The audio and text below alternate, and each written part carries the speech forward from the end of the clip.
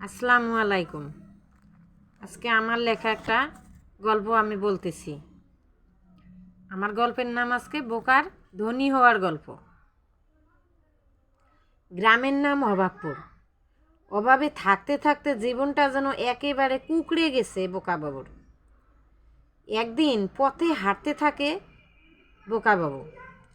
কাঁধে ছিল একটি মাটির কলস। সে কলসে ছিল সরিষার তেল। তখন বোকাবাবু কাঁধে তেল নিয়ে ভাবতে লাগলো, আজকে তেল বিক্রি করে বাদাম বীজ কিনবো।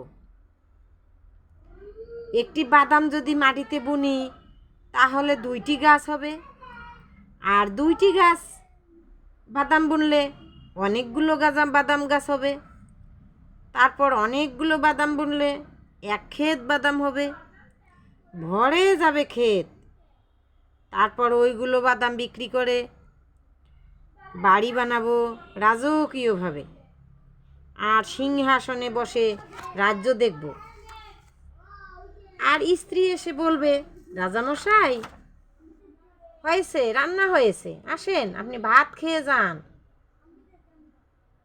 আর আমি তখন বলবো, আমি এখনই কি অভাবী লোক নাকি ঘরে যেতে ভাত খাবো? ঘরে যেয়ে ভাত খেতে পারবো না, আমি খাবো না ভাত।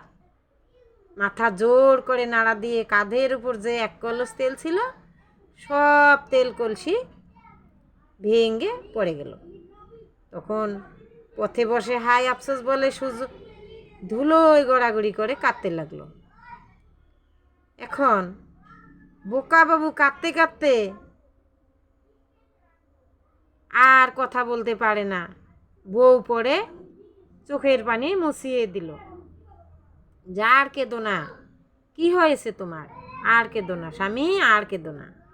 স্বামী বলতেছে, আমি এখন রাজা ছিলাম, তুমি আমাকে কেন ডাক দিলে? আমি তো রাজা ছিলাম, তুমি ডাক না দিলে তো আমার এই তেলগুলো গাড়ি থেকে পড়তো না, আর আমার স্বপ্নটাও ভেঙতো না। আমার স্বপ্ন ভেঙে গেল এখন তোমার জন্য। তখন বউকে গালাগালি করা ধরলো।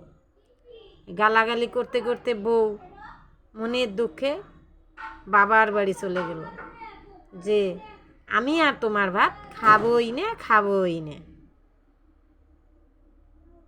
আসসালামু আলাইকুম।